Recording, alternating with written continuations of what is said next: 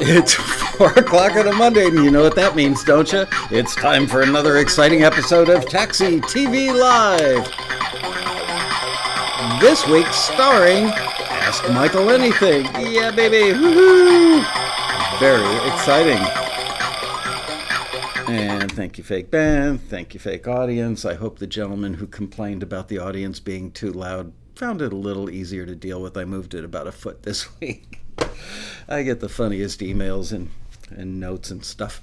Anyway, welcome to the big show. Let me get the chat room open so I can say hello to you guys. There you are. Hello, Dan Weber, Sherry Marcus Milano, Mojo Bone, Jay Williams, Anna. Hello, Anna. Gloria Covington, Jan Wheelage, Martin Frog, Alan Gilbert, Dean Turner, The Branch. Anyway, I want to let you guys know, I was just telling, oh, by the way, Bria is out of town this week, and so Ariana from our staff, who's a recent addition to the staff, and we adore her, and she's wonderful, is filling in for Bria. So give her a really hard time, make her sweat.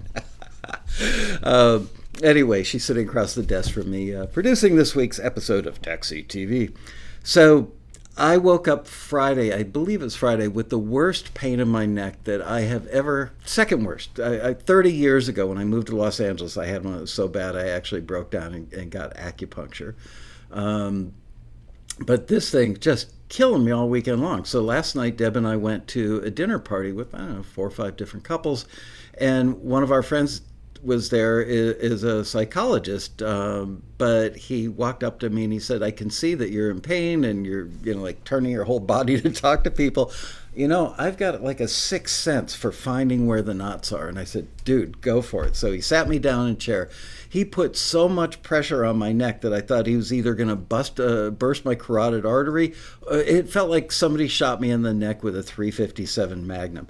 And I woke up today and I have this big bruise on the side of my neck. I think it feels like I've got a tumor growing over there. It's so messed up. Anyway, the pain was back by about 30%. So I went and dug out some old muscle relaxers called Flexeril. And I bit one in half because I didn't want to take a whole one because they do kind of make you sleepy. I forgot that they blur your vision. So my vision's pretty blurry today. So it should make the show very exciting considering I'm reading all that stuff. So today we're asking Michael, that's me, anything. And I've got to say, Ariana printed out these questions about a half hour ago and gave them to me. And I gave him a quick run through. By far, the best set of questions I think I've ever gotten in 10 years of doing this show as far as the quality of things you guys are asking about. So good work on that, folks. And I want to let you know before we get rolling here that Thursday, July 11th, which is a month from, when is the 11th this month? Tomorrow. Anyway, it's technically a month from this coming Thursday, or 4 weeks from this Thursday. We're doing our next Taxi Live Artist Showcase. We did one a year ago at Kulak's Woodshed, which is this awesomely, wonderfully funky little venue in North Hollywood. It's got kind of that same vibe that, like, when you were in high school and you went over to your best friend's house and went down the basement and drank his dad's beer and played pool and ping pong and watched movies, whatever, in your best friend's parents' basement. This place has a feel like that, dating back to like 1970 something. So it's pretty awesome. They broadcast stuff live and have incredibly good video production for a funky little venue that's, kind of vibey. The video production is beautiful. And so we are doing an event where we will have, I want to say 5 acts, taxi acts live. So we want to invite, if you're local, please come down. The show will be Thursday, July 11th at Kulak's Woodshed, North Hollywood. The show starts at 7 p.m. The venue only holds like 40 or 50 people. So get there early. And also we've got a listing running that deadlines. Let me see. The listing deadline's on Thursday, June 13th, which would be this week. And the listing is asking for artists or bands, male or female vocals needed for the annual live artist showcase. I actually hope to do it more often than just annually. And we're going to broadcast it live as a special episode of Taxi TV. Last time we did this, it was a total experiment, and it turned out to be better than we could have hoped for. And I'm sure this time it will be even better. So write that in your book or mark it on your phone's calendar. Thursday, July 11th, broadcasting live from Los Angeles, 7 p.m. Pacific time. And if you are local, come on down. It was a lot of fun. So there you go. That's that. So today I'm just going to answer questions. Wow, look at you guys. A lot of activity there. Yeah, Kulak's Woodshed, best place ever. It really is. I love that venue. Yeah, and I think what they're doing, I think that Screener, honestly, I don't know. I think last time around, though, I think the screeners eliminated stuff and left like a 30% of the stuff that seemed right for the showcase, and then the actual staff, Taxi's actual staff versus the screeners, picked the acts finally that we're going to play at the showcase. So I don't know if that's the methodology they're using this time or not, but I know last time we had awesome talent, and I'm sure we will this time as well. So there you go. So let's jump right into the questions. Oh, you know what? Even though Bree is not here, she's across the pond, as they say.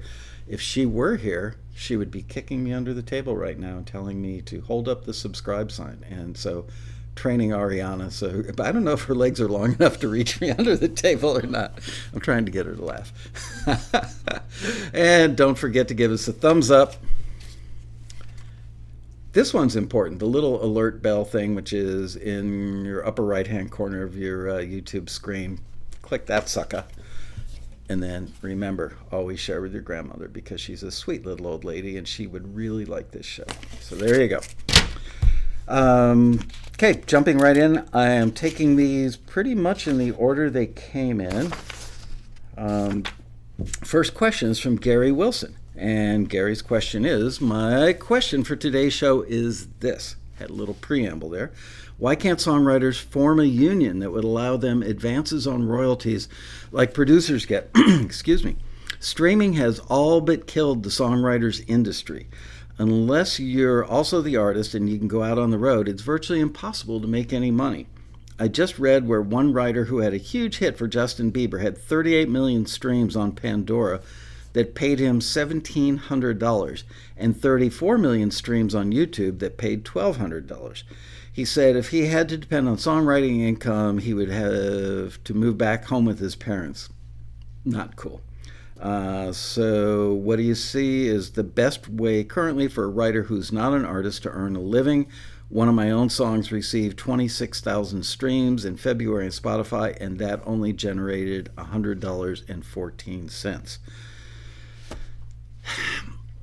We've touched on this on many shows before with people who are far more expert than I am on the technical details of how things get paid for. And frankly, I try to stay up on things. It's confusing because you get paid for streams and you get paid differently if it's, a stream that's randomized. And there's a YouTube stream where there's video with it, and then there's Spotify streams, which is just music. They all have a different way of paying you, and frankly, it's really friggin' hard to understand. You know what? It's not hard to understand. It's hard to remember it all.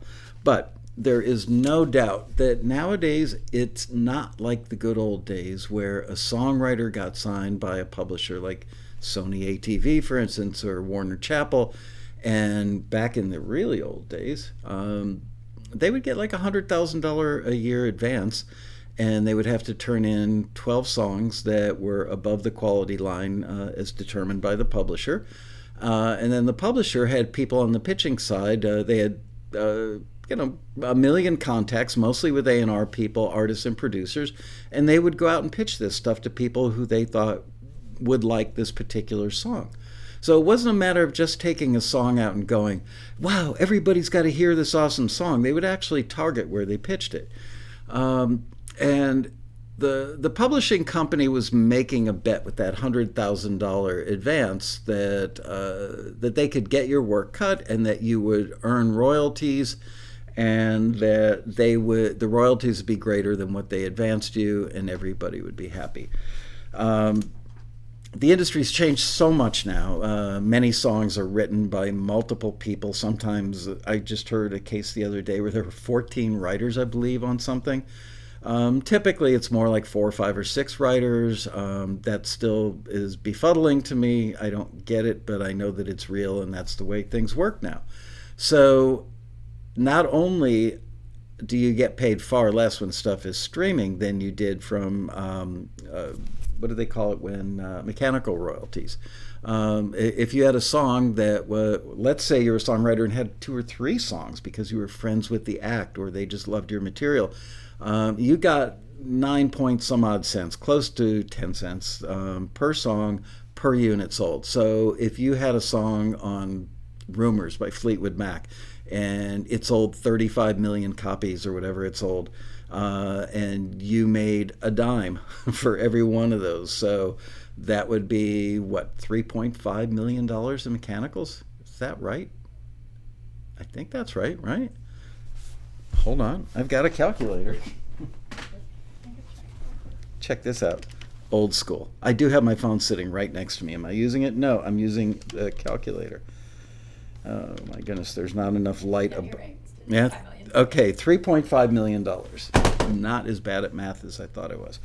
So that was just from mechanical royalties. And then let's say that the song got released to radio and that became a hit and you got spins all over the world. Chances are that the performance royalties would be even greater. So you could make some really serious cash as a songwriter. It's much harder today. And as far as a union goes, which is really the root of this question, I think unions are started for really good reasons. I think that over time unions, I'm thinking labor unions now, have gotten so much control that they jacked up the cost per hour of what employees cost and really turned business away from wanting to work with unions. And this is not my personal feeling about unions. I'm not trying to make this a political statement. It's just they got hard to deal with. And there were all these tough negotiations and stuff. But songwriters really don't have that option because you know what? You could take 1 million songwriters out there and everybody goes, yeah, I'm going to be in a union. Guess what? The 1,000,001st songwriter is going to go, screw that. I don't want to be in a union. And eventually other people are going to jump on that train and the union is going to be ineffective. In order for a union to work, everybody's got to be on board. And as we've seen throughout the ages in the music industry, there is always somebody standing behind you that will do the work cheaper. Just that simple. So I don't have a solution. If I had a solution, I'd be extremely wealthy. And maybe I'd be giving you guys rides in my private jet every Monday instead of doing this webcast. So I'm sorry I don't have a better answer for you, but that's my honest answer. I don't think a union is going to work. Look, the producers getting advances, I'm not so sure that that's the case anymore all the time either.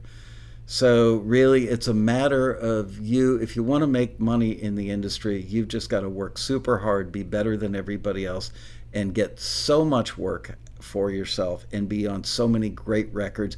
There are some people, like our office is in Calabasas, California. It's kind of like the outskirts of LA, Beverly Hills, and Justin Bieber gets his gas at the same gas station that we all do. And we see a lot of hit songwriters riding around in G-Wagons and what have you. So somehow they are making the money.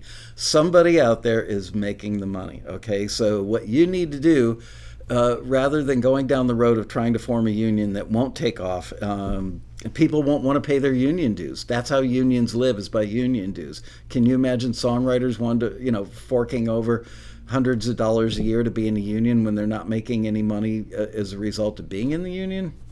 I doubt it. Anyway, that's my 2 cents on that. I wish I had a better answer.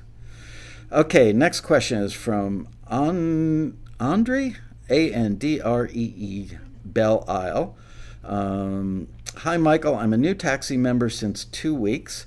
I present an instrumental cue that is chosen by a company with an exclusive deal, and it turns out that this cue has a longer version with lyrics. Uh, I'm guessing that English is not her first language, so I'm going to try and do a little interpretation. Hopefully, I don't mess up your question, Andre.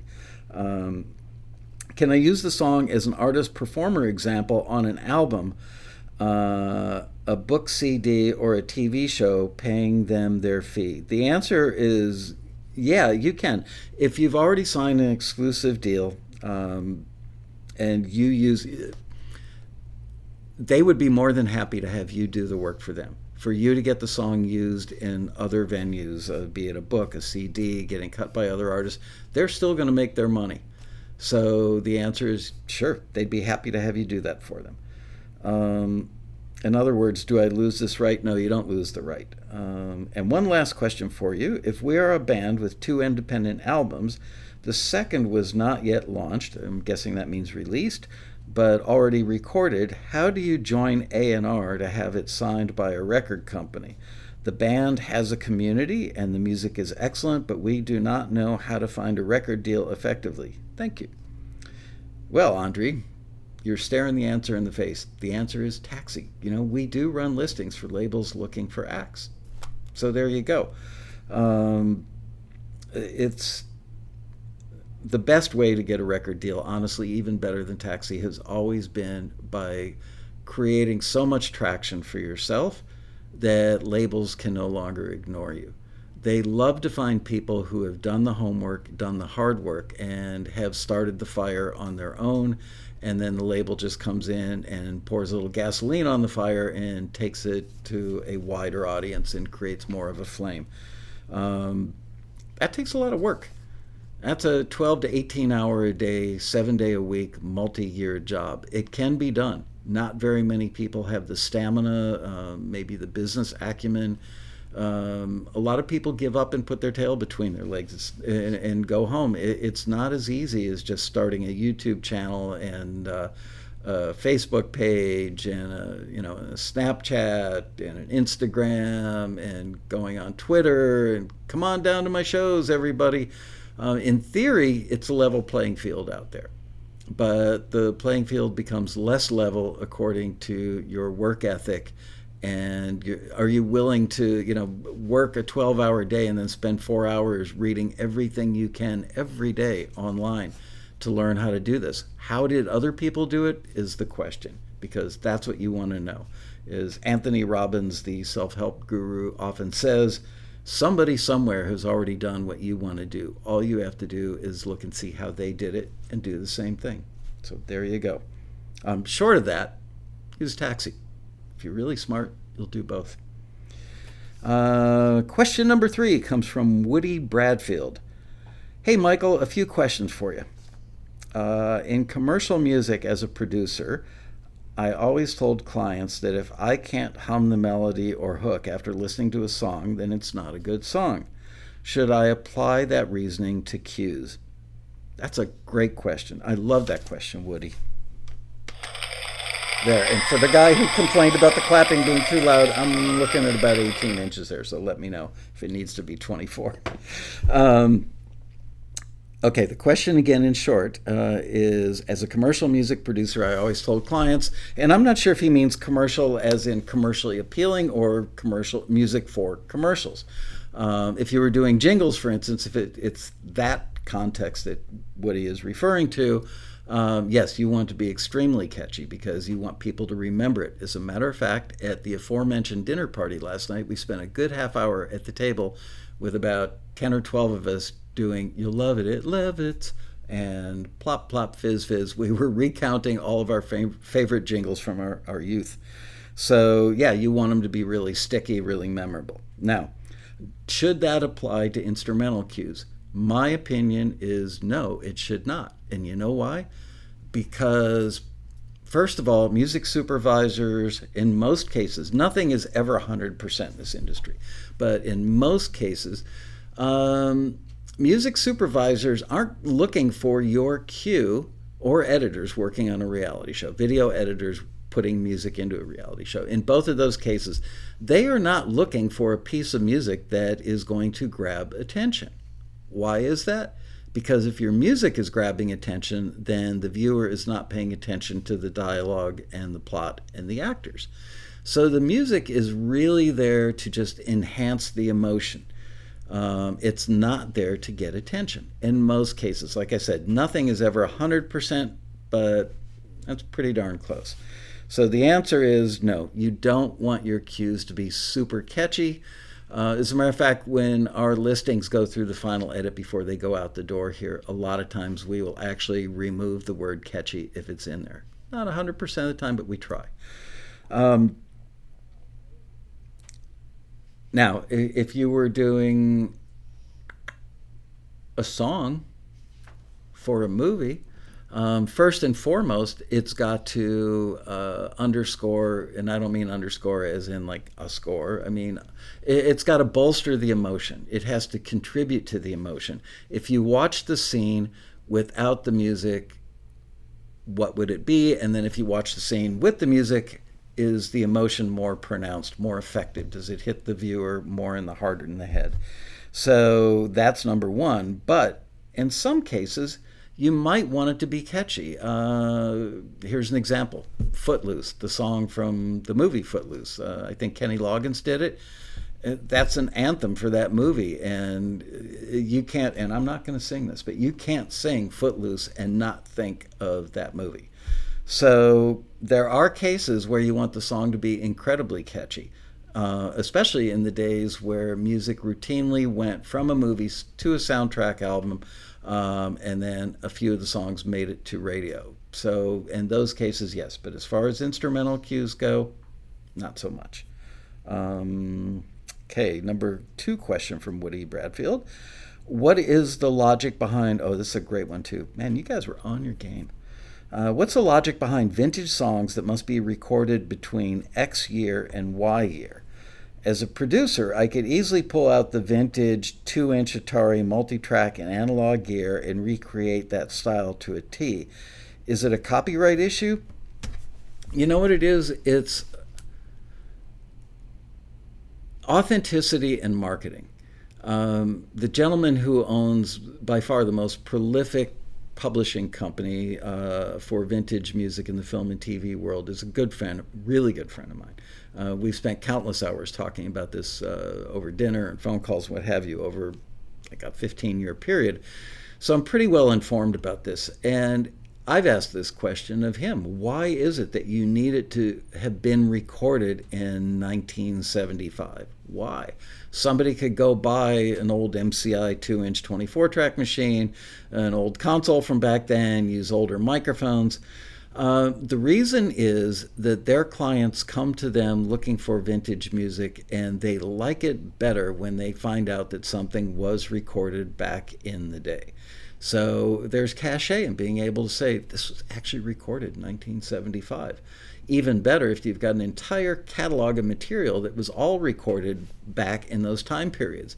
There are a lot of people that can sit down and do a really good job of imitating that time period, a given time period. But you know what? About 3 years ago, I had that gentleman who owns that library. His name is Jeff. He's going to be back at the rally, and we're doing something about vintage music, most likely in the Grand Ballroom from the main stage this year. But last time I had him on the stage, he and I played music. I pulled out some incredibly good recreations from Taxi members and played the stuff and asked the audience, was this authentically old and vintage, or was it made to sound vintage? And in most cases, it was really darn close to being able to fool the audience, if not actually fooling the audience. But he could just tell in an instant, because this is what he does for a living. And you know what? When we played his actual vintage music against the recreations, not that it was the same song, but it was so patently obvious to everybody in that ballroom that, oh, man, I can hear the difference. And you can. So even though you have all that same old gear, You know what? Your playing style, your writing style. There's so many things that are going to change. Just melodies change over time. So melodies that sound dated would have been what you would hear in that older music, but now, 30, 40, 50 years later, your brain has been rewired to write a different kind of melodies with different intervals and different phrasing, and all that stuff comes into play. So even though you're recording it on vintage gear, it still may not sound vintage. So in the end, it comes down to authenticity and marketing. That library and others that are jumping on this bandwagon want to be able to say this is authentic to that date. So there you go. And the third question from Woody Bradfield is, what specifics would your folks like to see in the ID3 notes tag? The song key, BPM, how much is too much? And Woody finishes off with a thanks, brother. You're welcome, Woody. You know, metadata, tagging stuff. Everybody's got a different answer for this. Everybody. And we're going to talk about this more fully at the Road Rally. We've talked about it in previous years, but it can't be repeated enough. First and foremost, gotta have your name, gotta have the title, gotta have your contact information. So first name, last name, song or instrumental title, your phone number, and your email address. You have to have those things. BPM, sure, it couldn't hurt. There are a million other things, but it's kind of a library by library preference. And frankly, when we send the stuff to them, we accompany every shipment, in quotes, of music to these companies with all your contact information, because ultimately we want them to be able to get a hold of you so that they can sign you to a deal and you can make some money with your music. There are times that people lose that information. I don't know how, but they do, and they reach out to us because we've got the Taxi logo and everything. We have relationships with them, and there have been plenty of times where they reach out to us and say, I can't find John Doe's phone number. Can you connect me with him? So just the basics: first name, last name, title, phone number, email address. That should be on everything. Everything else is kind of icing on the cake and is largely dictated by the library. But I think some libraries would rather have you not put all that stuff in. So they certainly don't want you to add a bunch of keywords and do what's called keyword stuffing, where you're adding every genre of music and every descriptor possible, hoping that you've covered so many that when people search the library, they're going to come up with yours no matter what they search. That's just going to piss people off. So it's not a good tactic. Having, some well-chosen descriptors in there, absolutely wonderful. But the way they're formatted, the fields they're put in, certain little peculiarities that are endemic to different companies, they may not want you to do the work in advance, because then it just makes more work for them to undo it when they get their hands on it.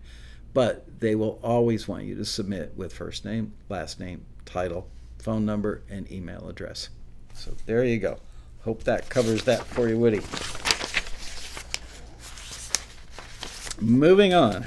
And our next contestant is Rachel Shirodonsky. Hi, and thank you for the opportunity to ask questions. Why, you're quite welcome, Rachel. That is so helpful. Yeah, well, let's see if you feel that way by the end of the show. My first question is it necessary to register? Oh, this is kind of a related thing. Is it necessary to register a new copyright at the time of release? Oh, no, it's not related. Sorry. I'm going to start this over. My first question is it necessary to register a new copyright at the time of release for a single that has been remixed and remastered? I have to think about this to understand it a little bit. Register a new copyright. No. The copyright, just because you're changing the mix and remastering it, I don't believe that the copyright for the recording would require you to change that based on that. I could be wrong. I am not a world-class copyright expert, but I'm pretty sure I'm right about that. I think you're fine. If you were to substantially change the song, the composition copyright, you may have to re-register it.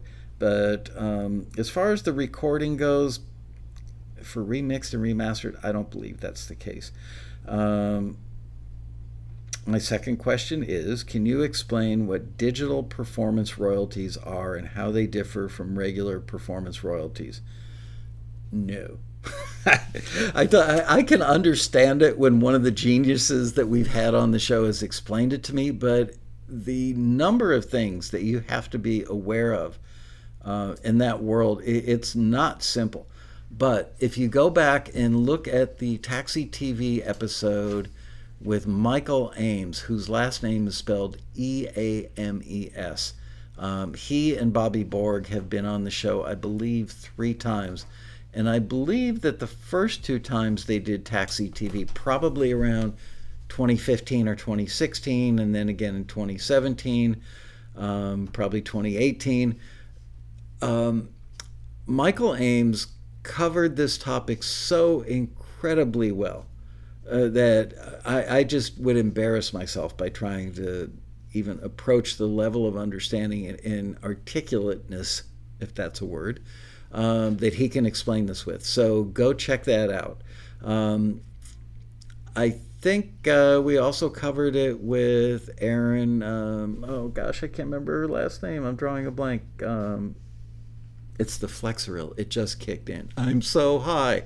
I'm kidding. I'm really not, but my vision is a little blurry. Erin, do you remember Erin's last name? Gosh, she would kill me if she. I hope she's not watching this episode. Anyway, she explained it as well, but it's really complex. Jacobson, yes, Erin Jacobson. So any of those episodes, and you're going to get a far better explanation than you will from me today. The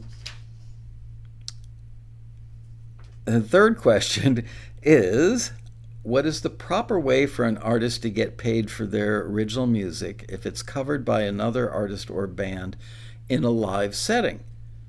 For example, I've performed cover songs before and did not know anything about a public performance license.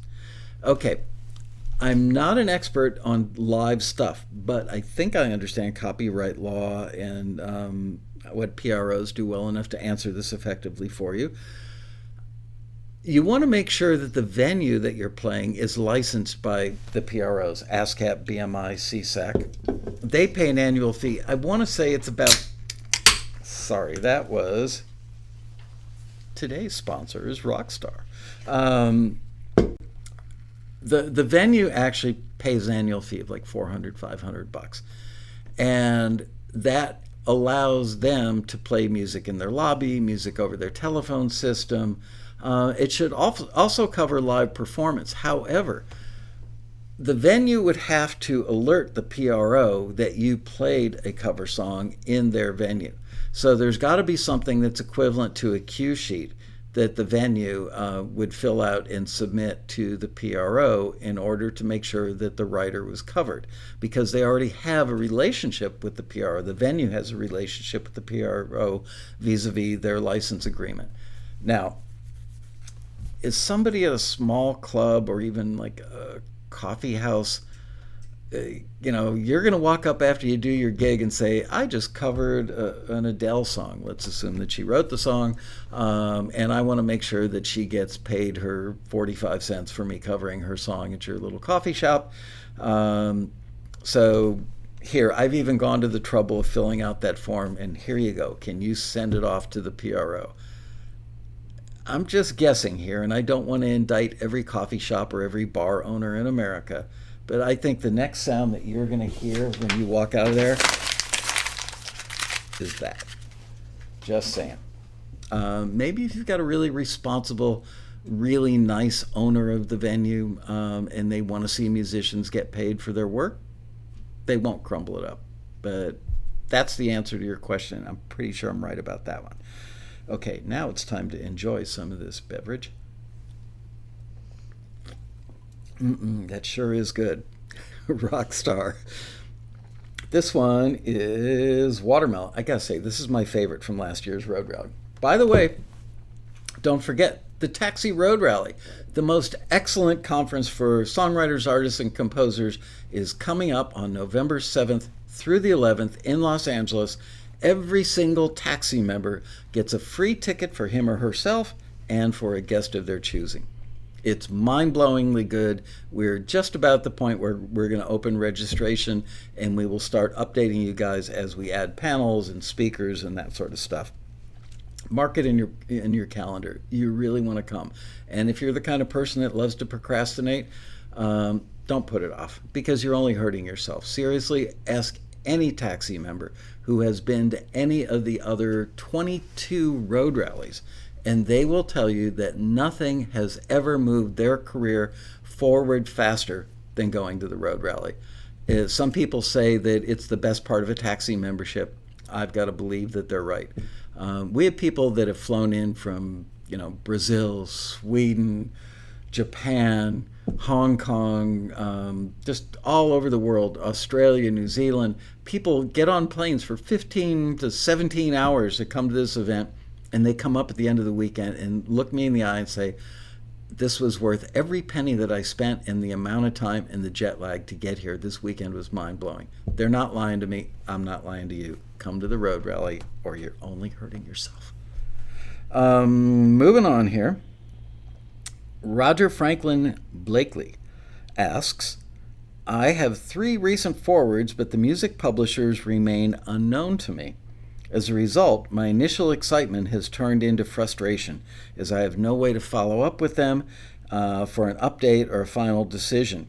How long does the waiting game typically last, and have you considered changing your no contact policy? Sadly, I don't think I will ever be able to change the no contact policy. The reason being, let's say that we forward 25 pieces of music to a music library that's a well-known music library that makes money for musicians and is a top-level library. Many of those libraries are actually quite small as far as their staff. It might be 2 or 3 people. Sometimes it's just one person. So imagine if every one of those 25, or even some of those 25 taxi members that were forwarded to that company were then given the information, which we used to do. They reach out to that owner and they say, hey, my name is Roger Franklin Blakely, and my instrumental cue with the banjo in it was forwarded to you by taxi about a month ago. Are you interested in signing it? They have probably gotten several hundred pieces of music in that 30-day period. They're not going to remember your cue.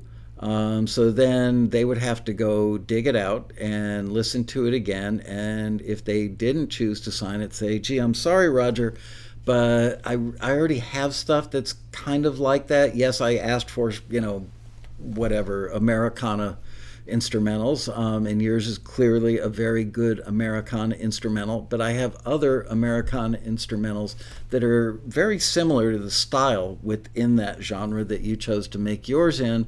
So although the quality is there and the musicianship is there and the composition is great, everything about it is great, I just don't need it. And you're going to say, well, I've got another one, or I could do a better version, or I could mix it differently, or was it because I didn't master it? And then a conversation ensues. And before you know it, this music library owner has spent somewhere between 10 minutes and an hour going back and forth in emails or phone calls or what have you with you. And if you multiply that times multitudes of people, their entire day would be spent telling people, I haven't listened, I listened and I didn't take it, whatever the circumstance is. And where did they make their money? By licensing music, not by answering questions for people who would like to be in their catalog. I know it sounds harsh. I know that it doesn't make you feel any better, and I really feel for you. I really, really, really, from the bottom of my heart, do. I don't want any taxi member to feel frustrated or that emotional pain of just like going into this abyss and not knowing. If they want you, they will reach out to you. How soon will they reach out to you? Holy crap, God only knows, because I sure don't. We've had people that have gotten offers on deal offers before we even notified the member. I just saw this online over the weekend on the taxi forum, forums@taxi.com. And people have said that they've been contacted by a library before taxi even sent them the forward notice. That happens. Because somebody in the staff could have done the batch of forwards to the library, and then the notifications going out to the members might have taken place after a lunch hour. So there could be a little window where the forwards went to the company, and let's say that library owner was sitting at his or her computer, and they were waiting with bated breath because they needed something very specific for a show they were pitching to later that day. So they are, in fact, sitting there. I always say it's like waiting for your Coke deal, or maybe a bad analogy, but they're waiting for the music. They want it because they've got something they've got to do with it as soon as they can possibly get their hands on it. In other cases, they are kind of generically looking. Let's say that they know that the TV show Catfish is going to start doing post-production on episodes coming up in September for when the show comes back out in January. And so they're going to start, the libraries will start building up their stash of music that they are planning to submit to the music supervisor, editors on Catfish. And they could run that listing with Taxi in April, and we could deliver the music to them in May. And they get it and they go, awesome, I'm glad Taxi came through for me. Now I'm going to put it in a folder and put it on my desktop. And the folder is going to say Music for Catfish 2019. And then a week before they want to start sending the music over to the people who make those decisions at Catfish, that's when they're going to look at that folder, and that's when they're going to start going through the stuff, and that's when they're going to make the decision. This is viable. I don't have any of this particular style within a genre, or this is better than stuff that I have. Maybe it's a little fresher. And now you're going, what does fresher mean? Fresher means it's not the same old stuff. That it's just a little different. Not so different that you go, huh? What was that? But just a little different. That maybe instead of just pizzicato strings, maybe you took a guitar pick on piano strings and a grand piano and plucked those along with the pizzicato strings you'd get on a violin or something. So some ingenious little texture like that makes your thing just a little cooler and just a little different, but not so wacky that they go, holy crap, I can't use that, because it would draw so much attention because it's so novel and so wacky that it's going to distract from what the actors are saying on the screen. So there you go. That's my sad report on why we can't connect you with them. They just don't have the time. I wish I could make you feel better. I really do. But you know what? It's the nature of the business. And frankly, pre-saturation of the internet, we were able to connect people because now you can just Google. If we told you were sent to XYZ library, you'd Google that library and you would probably pester that person. And we do have members that will pester people. We have members that will say inappropriate stuff. I'm going to retell the classic story that I've told so many times before. There was a big-time music supervisor that did major top-of-the-line Hollywood feature films all the time. And I think it was the first time she ran listing with us, and we forwarded some stuff to her, and we back then used to say music supervisor, let's call her Bonnie Turner, got your music. And this enterprising gentleman, and I'm using the word enterprising very loosely, Googled Bonnie Turner and got a phone number. And guess what it was? It was Bonnie Turner's. I'm just making up her name, by the way. Don't Google Bonnie Turner because it'll be a dry well. He Googled Bonnie Turner's name and found Bonnie Turner's home phone number. And when did he call Bonnie Turner on her home phone number? Friday night, 10 p.m.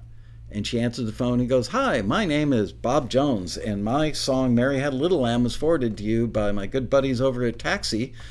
And I just want to know, are you going to put it in your movie? And she said, what the hell are you doing calling me at home on a Friday night? And no, I don't remember your song, so obviously I didn't choose it to go in the movie. And this person, the Taxi member, started yelling at her. Yelling. Like, what the F? Why are you not using my song? And she called me up and she reamed me out, man. She let me have it with both barrels, said, never again in my lifetime will I ever run another listing with your company. So that was the beginning of the end for us letting people know where their music got forwarded to. You just have to trust us that when we tell you something is going somewhere, it really truly is going to that person. I can tell you with 100% absolute certainty that has been the case in for every single listing this company has run for 27 years. So just know it's getting to them. If you haven't heard, I had a phone call with a taxi member recently about how long this gentleman has been forwarded like 400 times and has not gotten a deal. So when I looked at his history, probably 150, 200 of those forwards were drones. And not to diminish their value in any way, shape, or form, but I've got to tell you, there are a million drones out there. And so we were forwarding this gentleman who made very good drones on a very regular basis. He was getting forwarded to the libraries, but his drones, he was getting forwarded in a genre that's heavily saturated. And they don't need 200 drones, but that's how many we found that were really good. So that's how many we sent them. They probably found what they needed in the first 5 or 10 that they listened to. And once they find what they need, there's really not much impetus to keep listening further. Why would you want to listen to the, next 190 drones when you've got 10 that are super good right off the bat? So, it's luck of the draw, by the way. They're sent randomly. It's not like, we pick, that here's somebody we like, so we're putting them at the top of the list. There may be times where we send stuff to a music supervisor where we've got a song that's an absolute standout that we think is dead nuts on it for what they're looking for that film. And yeah, we'd be crazy to bury that on the list, so we might put that in the pole position. But it's just, there are a million reasons. Well, maybe I'm exaggerating. There are probably a dozen reasons why your stuff can get forwarded and you don't hear. And as I've said on the show many times, we've had cases where people have heard 7 years later. I kid you not. 7 years. Mind-blowing. Okay.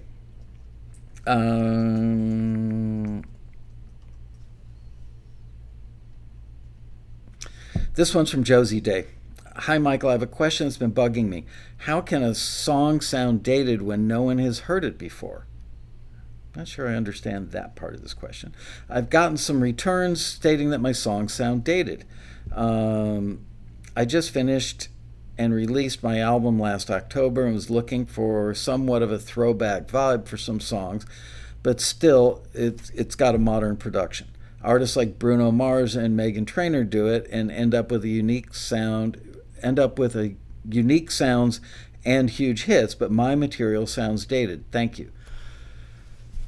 Honestly, without hearing your material, I don't know that I can give you a really thorough answer on this, but I can tell you that, going back to what I said earlier, melodic structure, phrasing, chord progressions, drum sounds, reverb, the type of delay you use, the way you approach a vocal, all these things go into the stew that can make something sound dated. So I know older people, and I am older, so this is one of your older brothers talking to you here. People from my generation tend to make music that sounds like it was a hit when we were in our 20s and we were falling in love with music as teenagers or college students. So they get stuck in that rut. That's what they've been bombarded with. And that's what, through osmosis, that they absorb into their musical soul, into their psyche, into their brain. And that's what comes back out of them.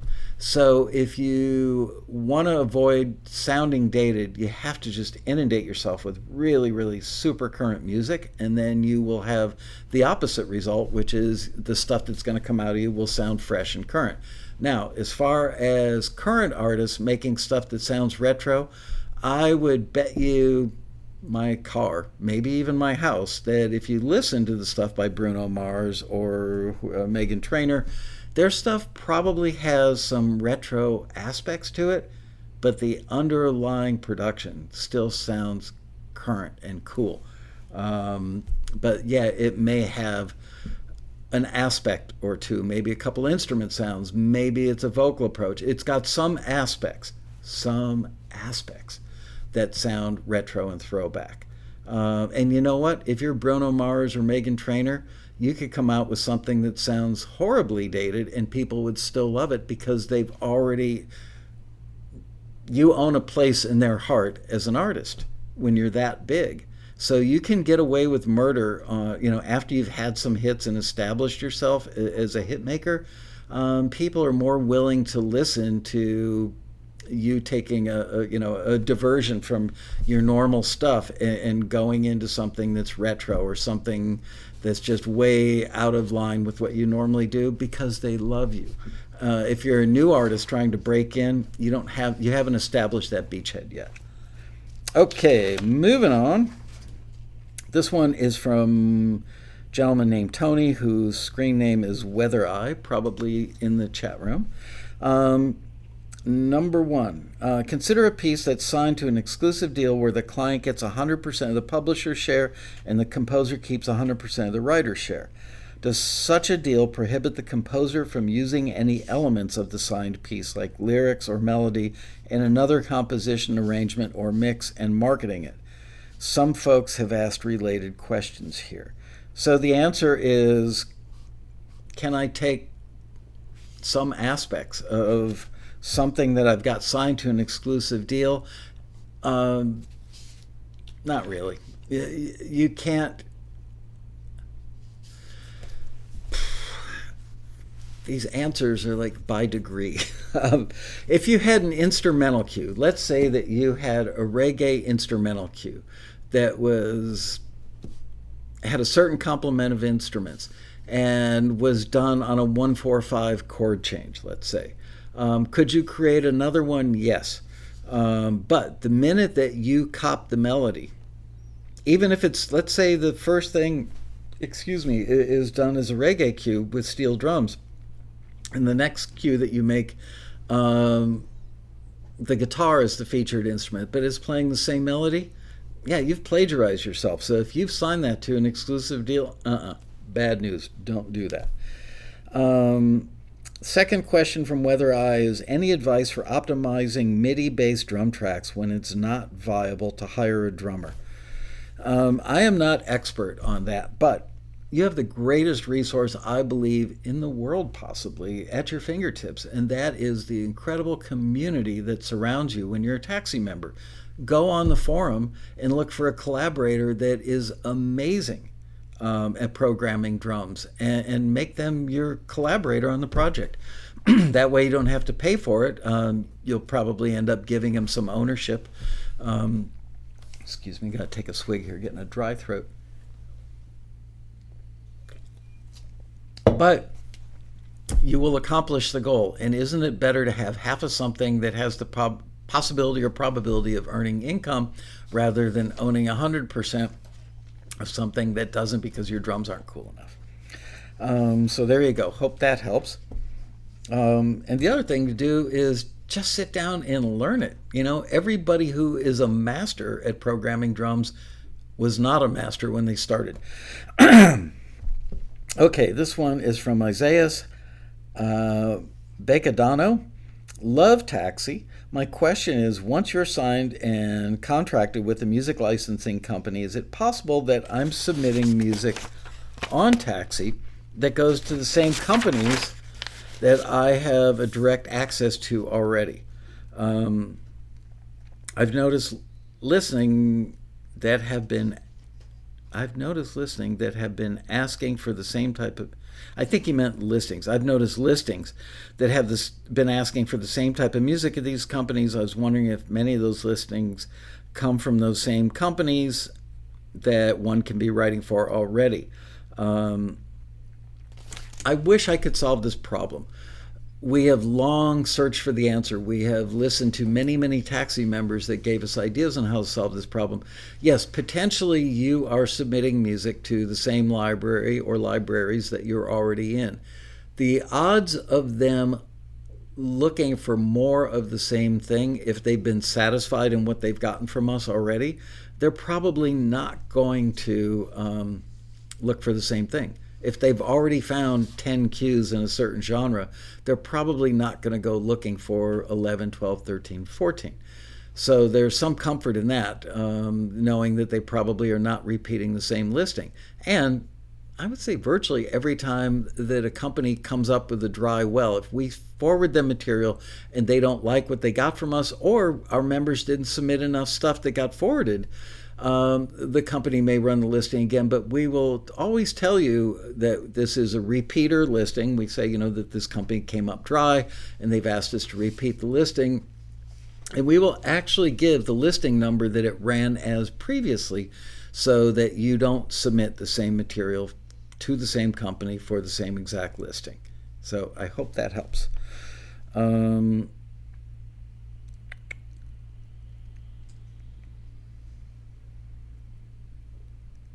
Okay, this one's from Chris Matarazzo. Hi, Michael. Is it always okay to use your own music in a portfolio capacity? I did read this question earlier. I'm not sure I entirely understand. For example, if a piece gets signed and you, as the composer, have it on your SoundCloud, YouTube, etc., is it okay to leave it up even after it gets signed, just as a sample of your work? My brother-in-law is an artist. I'm assuming you mean visual artist, like a painter, and his work is on his website, whether contracted or not. He just can't sell it if it is. So I was curious how it works with us composers. The answer is different libraries feel differently about that. And frankly, I understand the need to want to keep that stuff up on your SoundCloud. The stuff that you have submitted that got forwarded that got you a deal is probably among your best work. So that's your best calling card, and you want to put it out there where people can hear it and go, wow, this person really knows what they're doing. I think that many libraries are probably okay with that, especially because now that they're the publisher on it, if your music is somewhere that is paying some sort of streaming royalty and people are, let's say you've got a YouTube channel and you're keeping your stuff up on YouTube and they're now the publisher, they get to monetize those plays. So again, you've done their job for them. It may be only pennies, but you've done their job for them. So they'd be crazy to say no. There are other companies that once you're signed to an exclusive deal with them, they want it locked down. They don't want you to be doing anything with it. So really the best thing you can do is ask the company you were forwarded to. Okay, 10th question. This is from Pete Frega, Frega. Thanks for giving us a new avenue for our creations. You're welcome. Question. Say I pitch a song and I get a few deals for non-exclusive libraries, and then I'm offered a publishing deal in the same song a few years later. What would I do? Cancel my libraries? No. That's kind of like I'm married to my wife, and years later I met somebody I'm more attractive to. Should I cancel my marriage and date the second woman or marry her? No, you've got to honor those contracts. There are some libraries that obviously have, what's the word I'm looking for, when something returns to you at the end of a deal. Yeah, it's the easy ones that I always blow. The rights are relinquished. That's a little more technical than I want to go with. But yeah, there are libraries that will say, if we don't get this piece of music used in a 3-year period or 5-year period, it reverts. A reversion clause. That's what I was looking for. Ariana came up with right to relinquish. You should go to law school. Anyway, so yeah, there are libraries that if they don't get your piece used in a certain period of time, that it can revert back to you. This is especially true for instrumental cues. I'm rereading the question. Sorry. Say I pitch a song, get a few deals for non-exclusive libraries. Some non-exclusive libraries would let you call up and after some period of time get your rights back. Yes. Most cases, no. You know why? It's a pain in the butt for them. If they've got a catalog of 2,000, 20,000, 200,000 pieces of music, if every time somebody in their catalog thought they had a better deal on the horizon somewhere else, reached out to them, they're now having to do work in their extremely busy day where, remember, pitching is where they make their money, and they're taking time away from pitching to go in and take that song out of the catalog. Now, take it a step further. Let's say that they've circulated that catalog of theirs to a bunch of different music editors working on reality shows, or a bunch of reality shows that want songs. In any case, the music is out there, living in the bins and on the hard drives of these other entities. So now, do they have to reach out to 125 different editors or companies and say, oh, remember Bobby Smith's song, I Love You Mary, that we sent you 3.5 years ago? Can you take that out of your bin or off your hard drive? So it's clunky at best. So the answer is just create another piece of music. Next question from Shaylee Jade Gerbaz. Hey, Michael, I'd like to know what the industry perspective of female empowerment actually is. I can't speak for an entire industry. There have been a lot of listings lately for female empowerment, and I've put a range of female empowerment themed songs in, from being independent and free from expectations of men, to celebrating body image and diversity, all the way to not caring what others think and being impressed. You know, the very definition of female empowerment, I understand what you're saying and I respect it and I get it. I think you might be overthinking it. I think they're looking for broader general statements, like, I'm trying to think of a good one, but I'm going to live my life. I'm going out on the town with the girls. A lot of people in the advertising community actually think that that is a form of female empowerment. I'm living the life I want. So broader, more general statements, rather than a lyric, I am free from the expectations of men. You might be able to get a little traction for that song at the next Women's March, but generally speaking, that's a little deeper and probably a little more complicated than the industry wants. So I think because of the Me Too movement and women's empowerment awareness in general, that people like stuff that touches on it. It's more about capturing the spirit than delivering an essay on what female empowerment is. That's probably the best way for me to sum it up. You've mentioned in here about, women running the world, and you believe God is a woman, and explicitly state that you are a female and you are confident, sexy, badass just because you are a female. Do we need to have a level of arrogance and blatant obviousness in female empowerment tracks? Is that what they honestly want? No, I think I already covered it. They want general stuff that just captures the vibe of you're not barefoot and pregnant. Okay, there you go. Weather Eye, back for a second question. Question number 12. Thought of another question, he says. Are there any problems if a work submitted to Taxi is registered in my own ASCAP publishing company? No. Ultimately, you're going to transfer that publishing to the publisher that signs it. They're going to get the rights to the publishing that you... Look, whether you have a publishing company or not, you already are the owner of those rights. So at some point, you have to convey those rights to the publisher. So it doesn't matter if you've got a publishing company or you're just an individual, you still have the rights and you need to convey them to that company. Woody Bradfield, back for another question. Do you have a good lasagna recipe? Frankly, I've got to say, in our household, my wife is the lasagna expert, and she puts stuff in lasagna that other people would not dare. And somehow it always works out really well. I love to cook, and I am probably a little more daring than my wife. I'm the kind of person that opens the fridge and goes, oh, look at that. We've got some celery hearts. We have some artichokes. We have alligator sausage. Just kidding, we don't actually have that, but I have eaten it. And I look at the stuff and go, okay, how can I make that into something? And I whip up a dinner that seems to always put a smile on my family's face. My wife is more of a traditionalist, and she makes a damn fine lasagna. No, I don't have a recipe. But I know that it takes really broad noodles, generally speaking, some form of ricotta cheese, a red sauce. My wife would put eggplant in there. My wife loves to put squash in lasagna. Not a fan, really. It gets kind of squishy.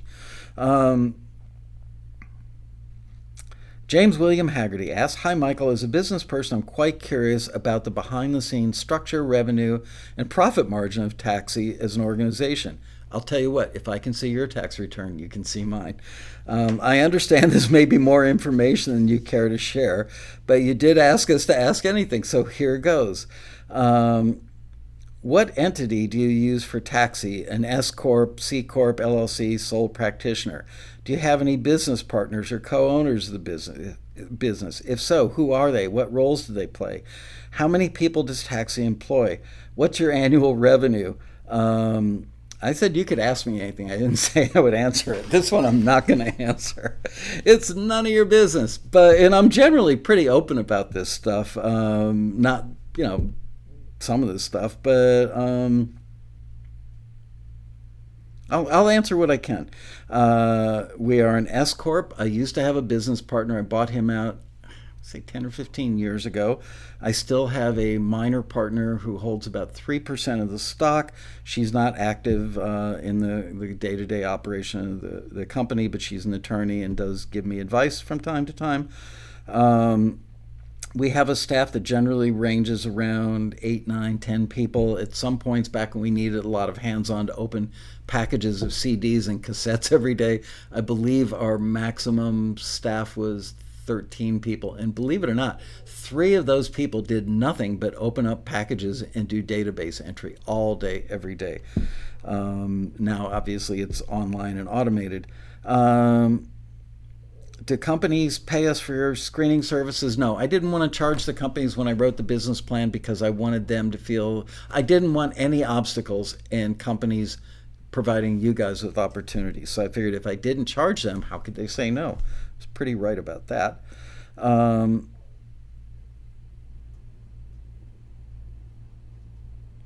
Let's see. How much of the discouragement fees? He means the $5 submission fees, and we do in-house call it discouragement fees. Go to the screener, and how much is pure profit? We don't pay the screeners on a per unit basis. My reason for not doing it that way is I didn't want to encourage screeners to try and get as many units or widgets, in this case songs, done in a given day because I wanted quality. We have a rule at Taxi, and all screeners are aware of this. All we really expect from the screeners is break even. We've never really looked at the submission fees as a profit center. Quality always comes first. We have some screeners that don't break even for us, but the quality of their work is so excellent that the members benefit by it, and I figure that we benefit. If the members are benefiting, we as a company benefit. So we have some screeners in our history that have been horribly slow and frankly lost us thousands of dollars per year per screener. But I kept them on because the quality of their work was just so good that I loved the fact that our members benefited by that.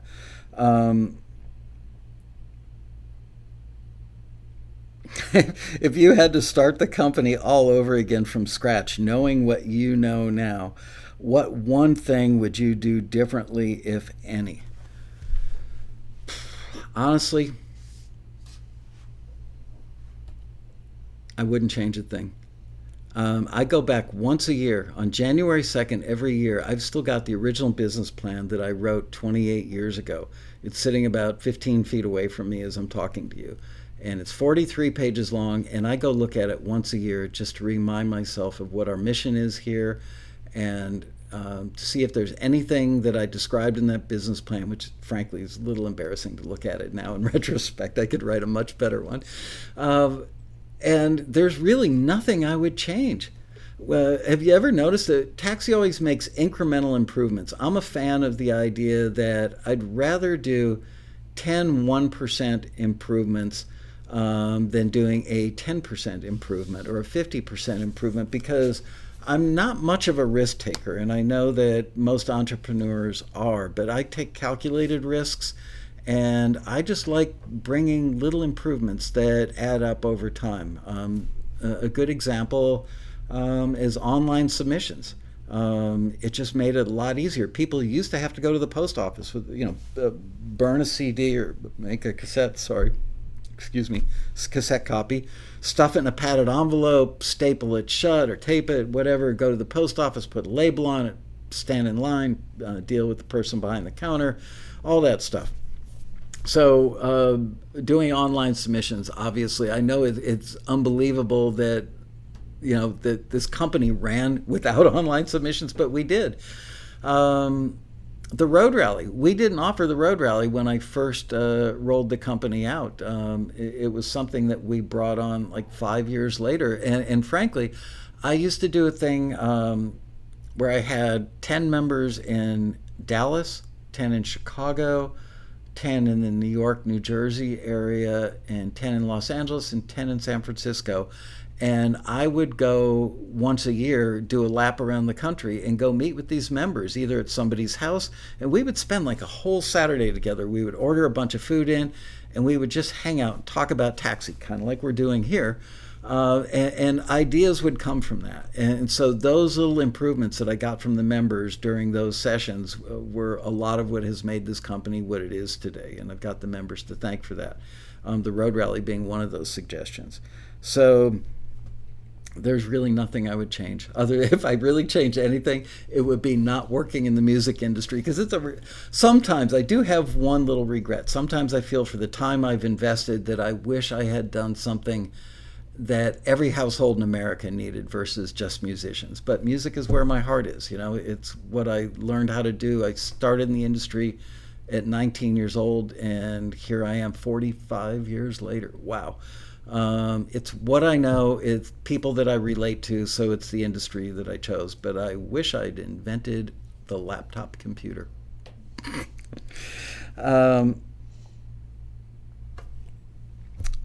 William Middleton asks, "Hi, Michael. After retiring a couple of years back, I've decided to make music my primary focus from now on. I'm just becoming familiar with technology. I'm learning to use a Tascam portable recording studio. I've decided to create an album for family archival purposes. Hopefully, interestingly enough, or hopefully it'll be interesting enough that some non-family folks might enjoy it as well. Then use this as my introduction to other musicians in hopes that a song might catch their interest and established artists would like to record my songs. Any ideas on how to make this work? Could this fit into the Taxi format somehow? I'm also planning to make a couple songs that read along children's books, hopefully creating community for live interaction with the public at book signings. Thanks." Honestly, William, I'm going to recommend that you don't join Taxi. It's not really something that we can help you with. I certainly understand, you wanting to leave some music behind as a legacy, a calling card for future generations of your family, and that's cool. The music that you create for that, just from 27 years of experience running this company, I can tell you with almost absolute certainty that it's not going to be stuff that is going to be commercially viable. It's probably, you might hear it, or a family member might hear it and go, "Ooh, that would be really good in a movie." But music doesn't make it into a movie because that would be really good for a movie. It makes it into a movie because it's right for a particular scene. So the odds of you creating something that's a legacy piece, or something to burnish your legacy with subsequent members or generations of your family, the odds of that thing lining up well with something that a producer needs for a movie or a music supervisor is looking for a film, really, really, really small. And I just wouldn't feel good taking your money if I didn't think we could help you. So, and also with the children's books, we are all frustrated here by the fact that we don't get more children's listings. We actually do outreach to children's labels and what have you. The market for children's music is largely driven by product and media. If there's a movie about a dinosaur, they're going to hire a composer to write the score for that movie. And they're going to hire a composer that has composed music for big hit movies before, because the producers want to know that their money is well invested and they've eliminated as much risk as they can. They're probably not going to hire an unknown composer. Same thing could be said for songs. Your song would have to be really right up the alley of a product or a particular film to get used. So it could happen. It's just the odds are not tremendous that it will happen. I would never say never, but I would also be honest with you and say probably not. So you know what? pour your heart into this. Create something that you love, that you feel really good about, that puts a smile on your family members' faces, and know that someday when you've returned to this earth as dust, that there will be a great grandchild that listens to that and goes, wow, that was my great grandpop that made that. That's pretty darn cool. Marion Laird asks, hi, Michael and Bria. Bria's not here. Ariana is. Hi, Ariana. Hi. Question from Mary Band, which is her screen name on the forum. Is there a typical way that music libraries respond when they're interested in something that Taxi has forwarded to them? Do most prefer to do it by phone or send an email or possibly even a text? Looking forward to today's episode. Well, hello, Marion, and looking forward to answering this question for you. Email is the predominant way that they would reach out to you. And then once they would send you an email saying, hey, Marion, we really like this piece that Taxi forwarded of yours to us. Probably an email exchange, but phone calls do happen from time to time. They just know that when they get on the phone with somebody, that it's not going to be the most expedient way to have the information flow go back and forth.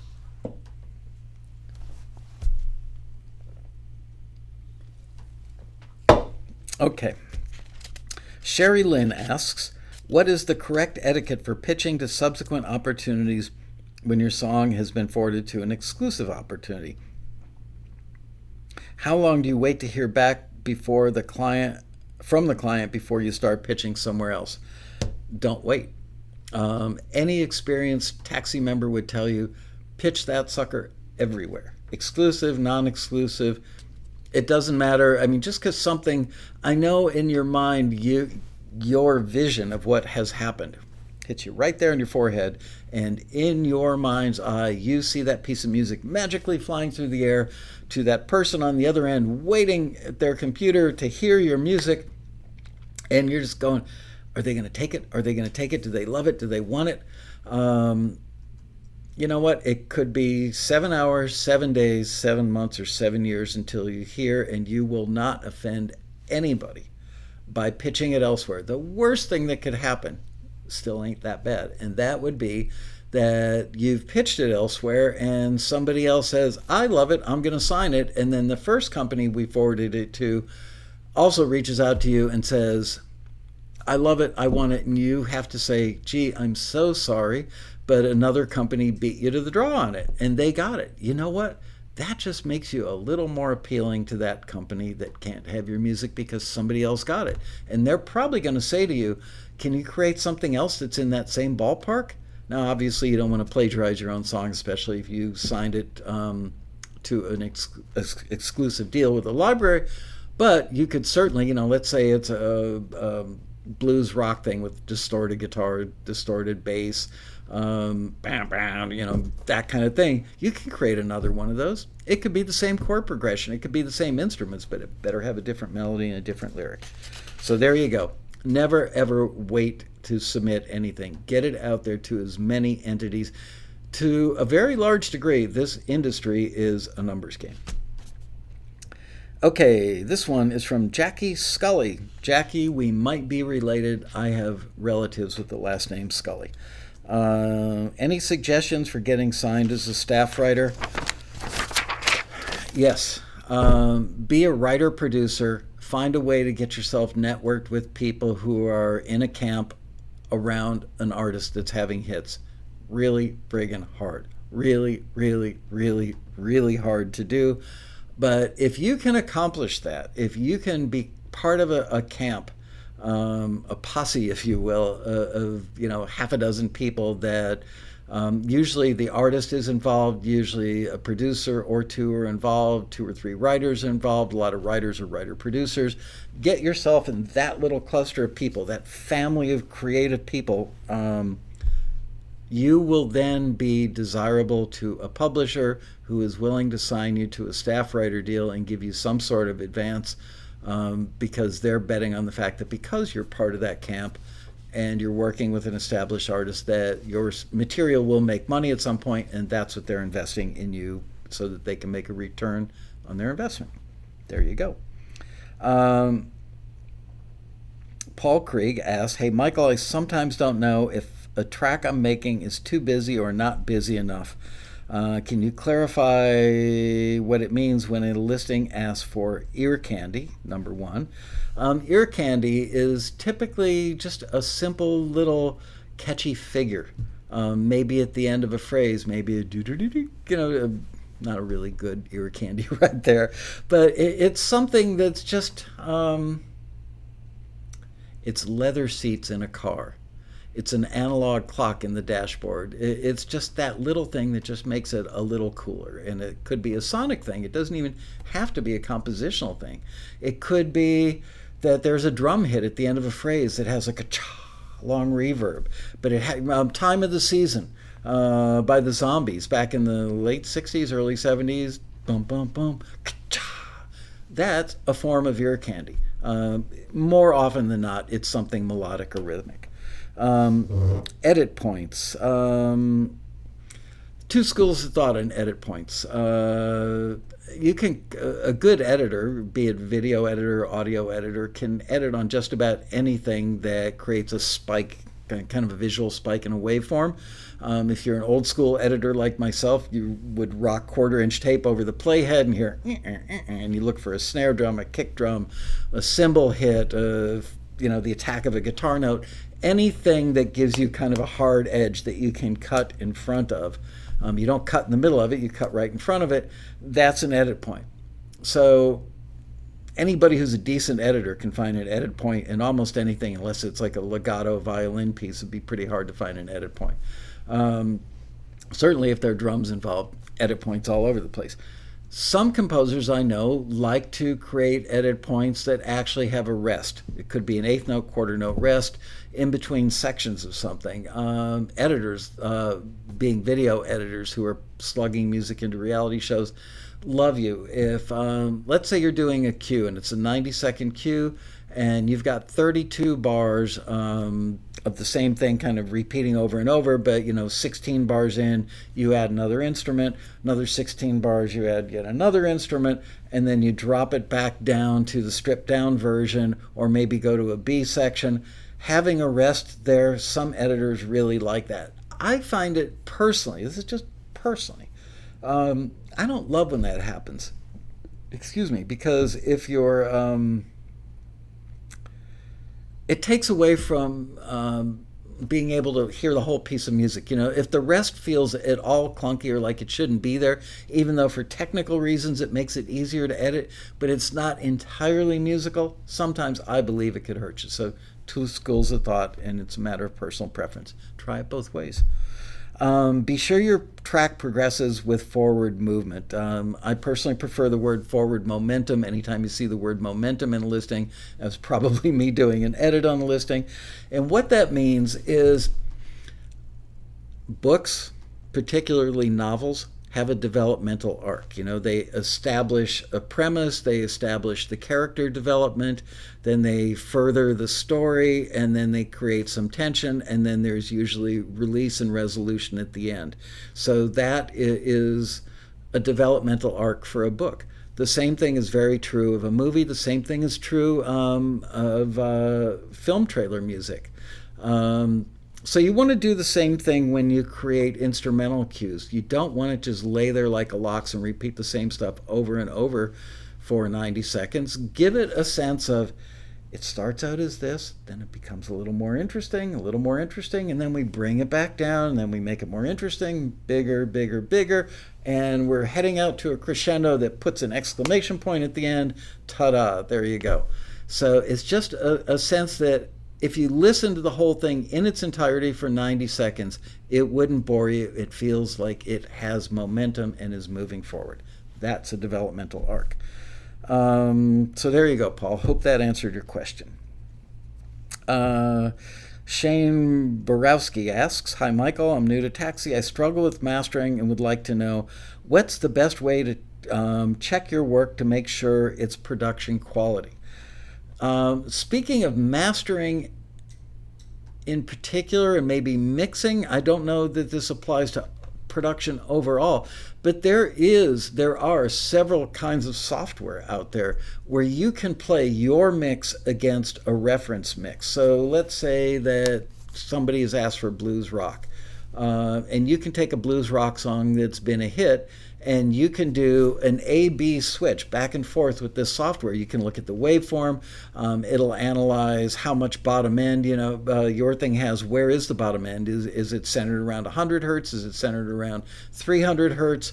Is the vocal, EQ in the same range? It looks at all these different aspects, and I think that there are 2 or 3 of these that I've heard of. I can't remember the names of them, but go on our forum at forums.taxi.com and ask your fellow members. They will send you to the software.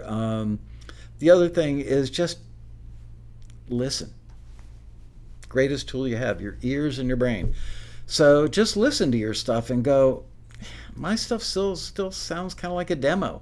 It doesn't have a lot of fidelity. Oh, look at that. My drums aren't as pronounced as they should be. The vocal in my thing is way too out front. All those things over time, these aren't things you can learn in a day or a week. These are things that you learn over time. But the best way to learn them is by interacting with other people and collaborating. Become part of that forum at forums.taxi.com. And ask questions. There are no stupid questions, and our forum is really friendly. It's not like other forums where people troll you and treat you like an idiot if you don't know, the answer to something. They actually encourage you to be really open and don't worry about embarrassing yourself because you can't there.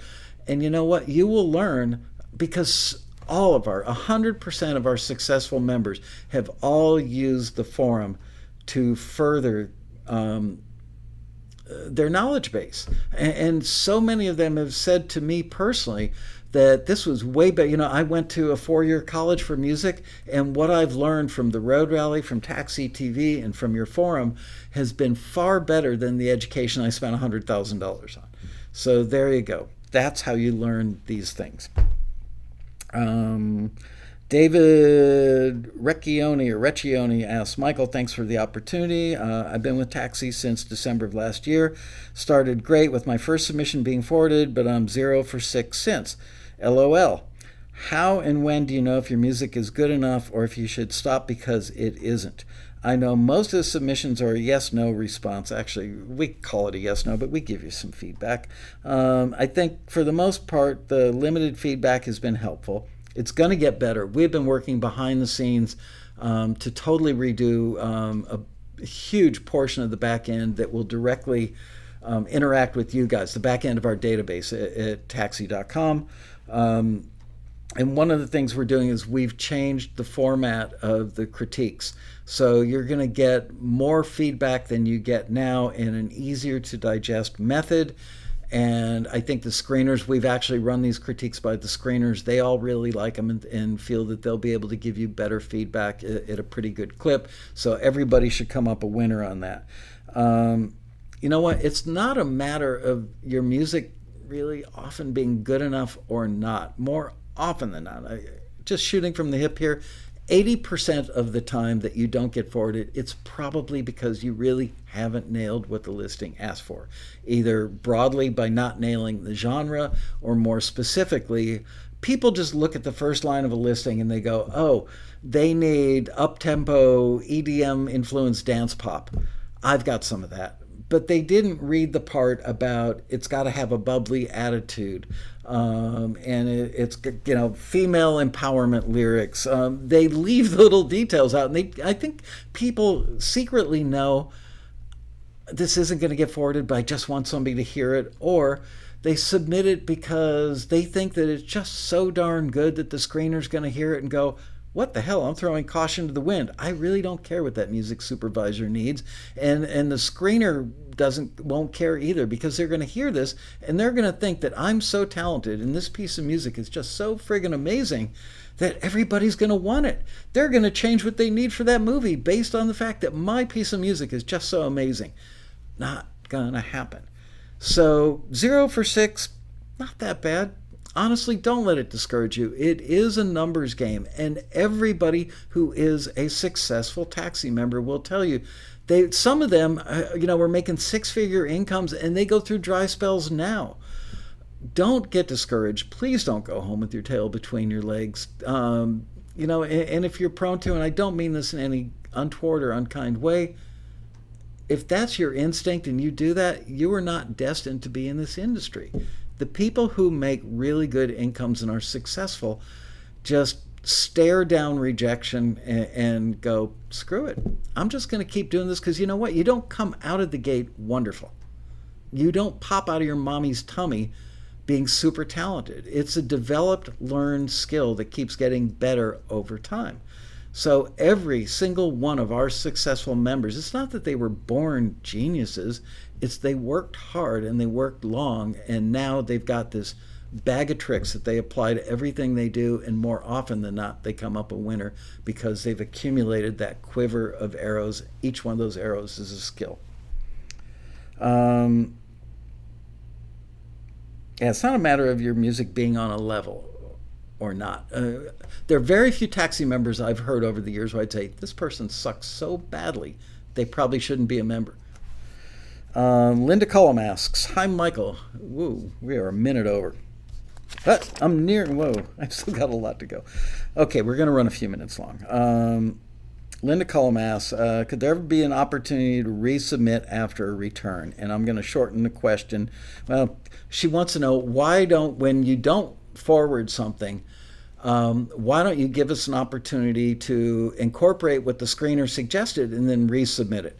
The number one reason is the timeline, because the majority of the music or the listings that we run now are film and TV, and the timelines are usually pretty tight on those. Not to mention the fact that after we've gotten the submissions in, it still takes us, anywhere from half a day to several days to screen the stuff, depending on the volume of submissions. And then if we sent out a thing to you and said, hey, Linda, this was pretty darn close, but if you could just change the attitude of that vocal.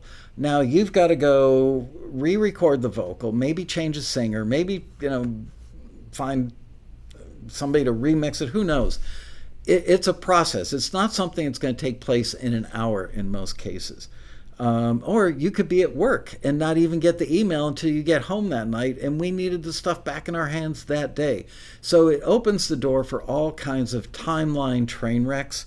The other thing is, if the screener says to you, the attitude of the vocal needs to be a little darker, that might just be the one thing that the screener put down in the critique because it was the main thing. There might have been 3 or 4 other things that weren't working all that well, but the thing that jumped out the screener was the attitude in the vocal not being dark enough. So now the screener says not dark enough on the vocal, and you run out and you find yourself a way to re-record that vocal and make it darker and remix the thing and send it in, and it still doesn't get forwarded. You're going to call me up or send me a poison pen email that says, Laskow, dude, I did exactly what the screener said. I gave you a darker vocal and they still didn't forward it. Well, maybe that's because there were other problems. So for those reasons, and some other ones that I can't list off because of time right now, that's why we don't let people have the luxury. The industry wouldn't allow it. Okay, it's not just us. It's not that we're being arbitrary. It's just the way the industry functions. It just wouldn't work well. Wally Peterson asks, I wanted to join for over a year, but while my songs are good, I don't think my productions are good enough yet. Somebody who's a Taxi member recently told me that as long as they're listenable and clear, i.e. demo quality, it's fine because most often the song will be re-recorded by studio musicians for the project anyway. Did I misunderstand the standards, or did he misinform me, or a little bit of both? Kind of a little bit of both. Probably 75, 80, 85% of the opportunities that we run are for film and TV, and they are not looking for demos that would go get re-recorded by studio musicians, especially in the case of episodic TV that runs on a weekly basis, and oftentimes they don't know what the type of music they need for next week's episode until a week before that episode is going to air. So they're in an extreme time crunch, and they don't have the time to go re-record your stuff. That's why we use the term broadcast quality. Broadcast quality doesn't mean that it sounds like it was done in a 48-track digital studio in Hollywood, with an A-list team of producers, but people are certainly capable of making some pretty spectacularly good sounding stuff on a laptop now with nothing more than, a 3-octave keyboard and some software. Um, if you're pitching stuff to record companies, especially songs that you're trying to get cut by major artists, it used to be that virtually anybody in the industry really didn't care so much about the demo quality. I was a big proponent of repeating that over and over for many, many years, that it's the song, not the demo. Unfortunately, over the years, because pop production has gotten so good because everybody can do it at home on a laptop, that the expectation bar has been raised. So there are still some people, and we put this in the listings, there are some people that will say, all I need is a guitar vocal, all I need is a piano vocal. Even in those cases, it's got to be a really good sounding piano, a really good sounding guitar, a really good solid recording, and more than anything, it's got to be an exceptional vocal performance, because that's the thing that's going to suck the listener in and make him or her, the artist on the other end, go, I want to put that on my record. So the best advice I can give you is, again, go to forums.taxi.com, be part of that community. You will meet people who are looking for a songwriter. They've got the production chops, they've got the home studio, they've got everything you don't have, and you've got what they don't have, which is songwriting ability. Come together, make a marriage, make a hit. Frederick Reed asks, I'm wondering if there's any way the screening process could be more transparent. Certain screeners seem quite arbitrary, in my humble opinion. Man, oh man. You know what? Here's how transparent we are. Call me up, send an email to anybody in my staff. We will let you come to town and go through screener training and sit down in a screener booth under our roof and play screener for a shift. And after about an hour, you'll want to rip the headphones off and go, holy crap, this is way harder than I thought it was.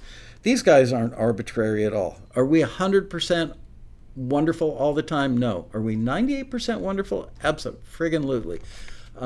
We've had many people over the years that have challenged us publicly and privately that go, your screeners don't know their butt from their elbow. And I tell them, take the listing in its entirety, take the critique in its entirety, and take the song or instrumental piece in its entirety and put it up on our forum and ask your fellow members. You can even go on there and say, I think this screener got it totally wrong. What do you people think? 98% of the time, your fellow members will side with the screener. The screeners are you. They're musicians. They love music. They want to see you guys succeed. I know it's easy to believe that they're sitting there rubbing their little hands together going, ha ha ha, another musician whose heart I get to break today. I'm going to, beat them down. Couldn't be further from the truth. They literally get hired in large part because of personality. Certainly they've got to have the chops. But we want to see that their personality tells us that they're going to have the right tone in how they communicate with you. So if they're telling you something's not working, they're basing it on years of experience in that particular genre, in the real music industry. They're not here to make you feel good about yourself. They're not here to coddle you. They're giving it to you straight up. And the benefit is that you're being given really good information. They're not arbitrary. That's not a word I would ever use with our screeners. But I do invite you and anybody else that would like to come and play screener for a day to, give us a heads up. Come on over, and I relish the opportunity to have you do that. All right, I am going to have to get to the rest of these on another episode of Ask Michael Anything, because some of my answers in the beginning were really, really long, and I'm sorry that I didn't get to the last 6 of these. You know what? I am going to take question 31 before I wrap this up. It comes from Eldon Detweiler, and the question is, most used best music file sharing format, Box, Dropbox, whatever. We use Disco. We started using Disco to send all of our music to the industry about, I want to say 9 months ago. We love it. We've tried many things over the years, and Disco is just awesome. We love the people that run that company. We love how easy the software and the interface are to use. And it was easy for the staff to learn, and I can't say enough good stuff about it. So Disco, I believe it's disco.io. I think it's not disco.com because that would get you some of that. You have to put on the white suit and the high platform shoes. So there's that recommendation. With that, I'm going to wrap this up. I want to tell you that I will be back next week, and so will Ariana be joining me because Bria will still be out of town. And next week, I forgot what the hell we're doing. Loosely titled 10 Stupid Things Musicians Do to Themselves That Hurt Their Career. So don't miss next week's episode. Also, don't forget about the Taxi, what did I do with that thing? July 11th, the Taxi showcase, which we will broadcast live from Kulak's Woodshed in North Hollywood. Please come down to the show, but get there early because it's limited seating and starts 7 p.m. July 11th. You'll also be able to watch it live on YouTube. With that, I bid you, ladies and gentlemen, a fond farewell. See you next week. Thanks for watching. Bye-bye.